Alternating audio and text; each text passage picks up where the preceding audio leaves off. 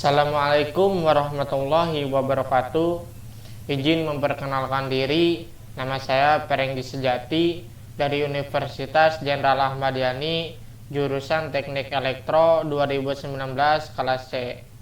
Di sini saya akan memenuhi tugas apa yang dosen saya telah berikan. Nah, di sini saya akan menjelaskan tentang pengenalan op-amp atau penguat operasional. Apa itu penguat operasional? Penguat operasional adalah suatu rangkaian penguatan yang lengkap dalam bentuk sebuah IC. IC itu merupakan salah satu komponen elektronika aktif. Bahan utama dari IC ialah semikonduktor yang berupa silikon. Bagian IC terdiri dari ratusan sampai ribuan komponen elektronika seperti resistor, kapasitor, transistor, dan dioda yang digabungkan menjadi satu. Nah, op-amp tersendiri mempunyai sifat-sifat. Yang pertama, penguatan tegangannya sangat besar. Yang kedua, impedansi masuknya sangat tinggi. Yang ketiga, impedansi keluarnya rendah. Dan yang keempat, karakteristik frekuensinya lebar. Nah, teman-teman bisa lihat sendiri, di sini ada terminal atau kaki op-amp. Di sini terdapat dua rangkaian. Yang sebelah kiri saya akan menjelaskan rangkaian cara memberi daya dengan dua supply. Nah, ini diberi daya dua supply. Ini supply yang pertama dan ini yang kedua. Dan diberi beban RL. Op-amp itu berbentuk segitiga, mempunyai dua kaki. Yang pertama sumber negatif dan ini sumber positif. Nah, yang di sebelah kanan terdapat rangkaian cara memberi daya dengan satu supply. Di sini diberi daya dengan satu supply dan dibebani RL. Dan sama sumbernya masih negatif dan positif. Nah, di bawah ini terdapat pin dari terminal op-amp tersebut. Pin tersebut ada 8. Masing-masing pin tersebut mempunyai fungsi tersendiri. Yang pertama, saya menjelaskan kaki 1 dan 5, yaitu option 0. Yang kedua, masukkan membalik atau inverting input. Yang ketiga, masukkan tak membalik atau non-inverting input. Kaki yang keempat, tanah atau ground. Kaki yang keenam, keluaran atau output. Kaki yang ketujuh, catu tegangan positif. Dan kaki yang 8 tak digunakan. Dari pin-pin tersebut mempunyai fungsi. Di sini saya akan menjelaskan beberapa fungsi yang saya ketahui dari terminal op-amp tersebut. Kaki yang pertama ada offset null yang berfungsi untuk meminimalkan tegangan offset output dari suatu rangkaian. Yang kedua ada inverting input yang berfungsi jika suatu sinyal disuplaikan ke terminal input, ini akan menghasilkan output op-amp yang berbeda tanda dengan input. Dan yang ketiga ada non-inverting input yang berfungsi jika suatu sinyal disuplaikan ke terminal input, ini akan menghasilkan output op-amp dengan tanda yang sama dengan input. Dapat dibedakan dari inverting input dan non-inverting input. Kalau inverting input menghasilkan output op-amp yang berbeda. Kalau non-inverting input menghasilkan output op-amp dengan tanda yang sama. Selanjutnya ada op-amp 741 mempunyai beberapa versi yang berbeda di belakang angka 741. Seperti 741A, 741C, 741E, dan 741N. Huruf-huruf berbeda di belakang angka 741 tersebut membedakan pada penguatan tegangannya. temperature range, noise level, dan karakteristik yang lainnya. Nah, yang pertama ini ada IC OPM 741 huruf C. Di belakang angka 741 adalah singkatan dari commercial grade, yaitu tipe 741 yang paling murah dan paling banyak dan umum digunakan. Jadi IC OPM jenis ini tersebut banyak digunakan oleh umum dan harganya pun paling murah. Yang kedua ada IC OPM 741 mempunyai penguatan tegangan loop terbuka sebesar 1 juta dan impedansi input sebesar 2 mega ohm dan impedansi output 75 ohm. Dan dapat dibedakan impedansi input ini lebih besar dari impedansi output karena impedansi input ini memiliki angka sebesar 2 mega ohm dibanding impedansi output yang mempunyai 75 ohm dan mempunyai unity gain frekuensi sebesar 1 mega ohm. Selanjutnya terminal, output, dan input. Di sini ada rangkaian. Maksimal tegangan sama dengan positif tegangan saturasi. Minimal tegangan sama dengan negatif tegangan saturasi. Nah, di rangkaian tersebut ada simbol ED dan ada simbol AOL. Nanti kita jelaskan simbol ED itu apa. Dan AOL.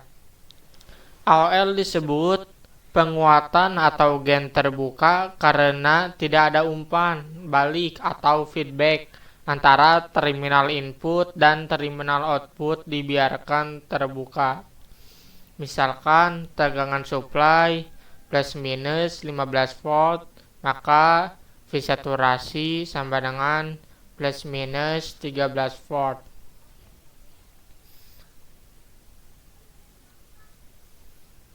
Selanjutnya perbedaan tegangan masukan atau ED. Nah, nilai AOL sebesar 200.000. Penguatan ED dibatasi maksimum plus minus 65 mikrovolt.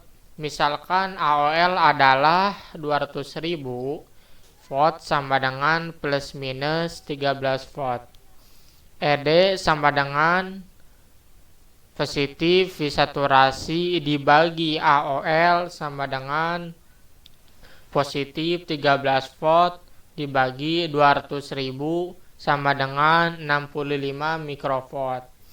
ED sama dengan negatif V saturasi dibagi AOL sama dengan negatif 13 volt dibagi 200.000 sama dengan negatif 65 mikrovolt. Jadi kalau bernilai ini positif, ya hasilnya juga positif. Kalau ini negatif, ya hasilnya juga negatif.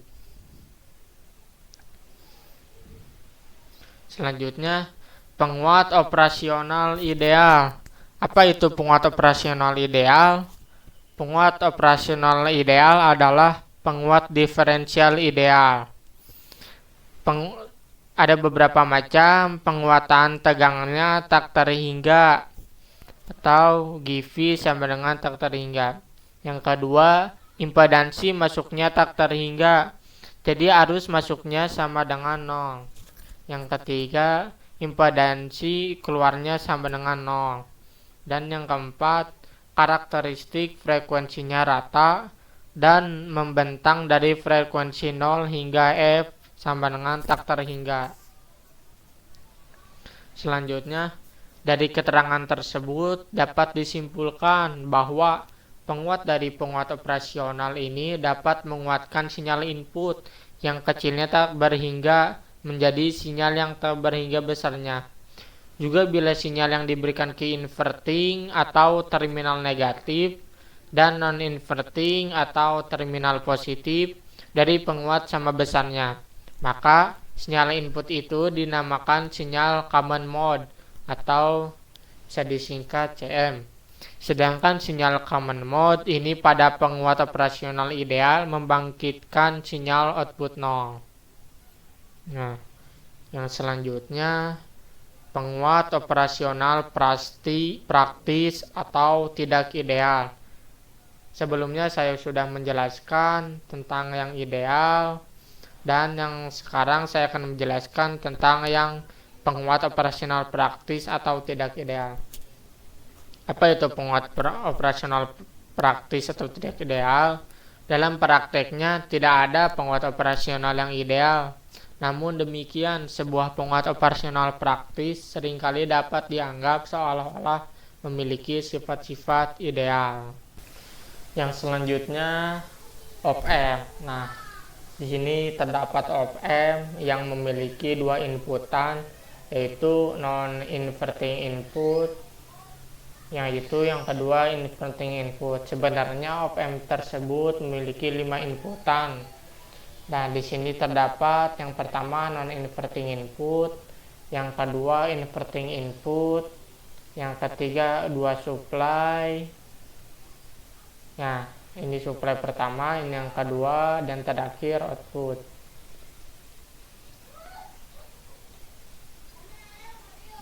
Selanjutnya konfigurasi op-amp inverting. Nah, bisa dilihat ini rangkaian konfigurasi op-amp inverting.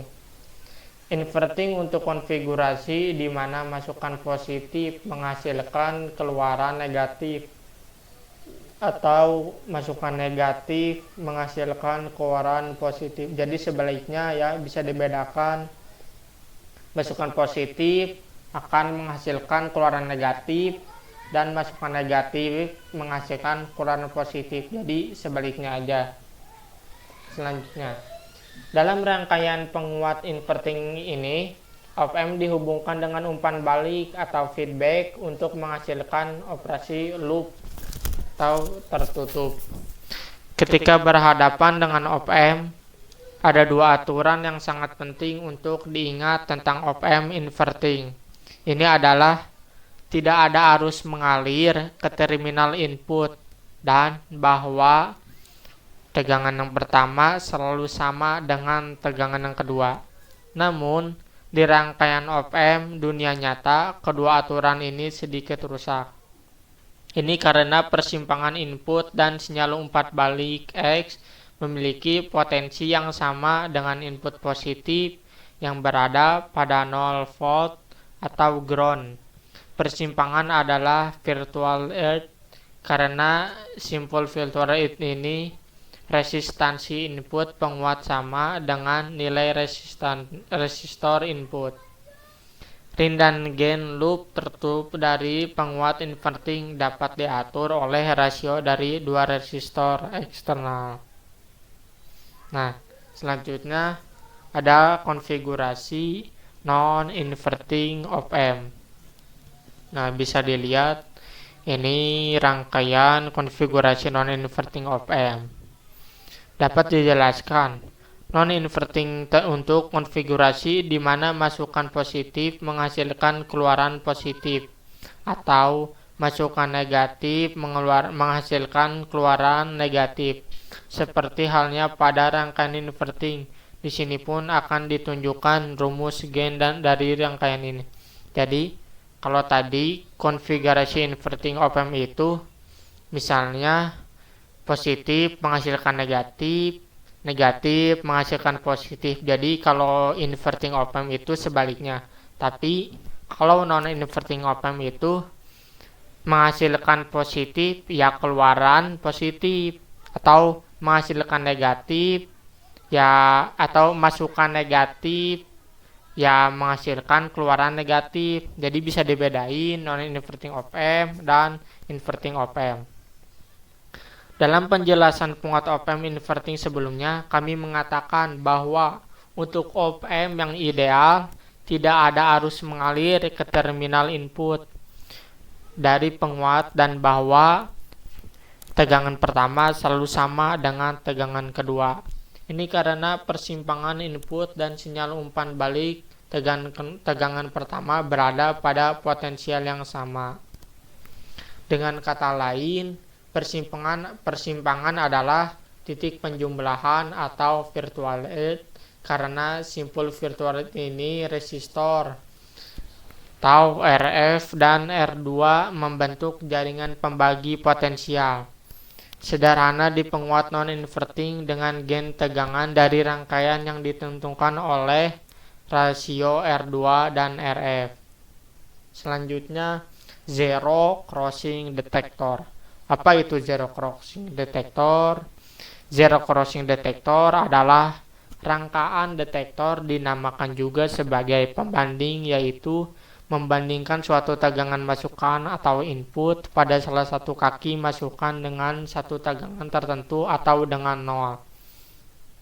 Hasil pembandingannya dapat menggunakan rumus ED, sehingga didapatkan tegangan keluaran atau output yang tergantung polaritas dari ED.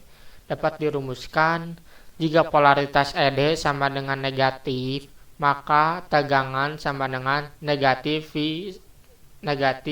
tegangan saturasi. Jika polaritas ED positif, maka tegangan sama dengan positif tegangan saturasi. Bisa dibedakan sama teman-teman sendiri.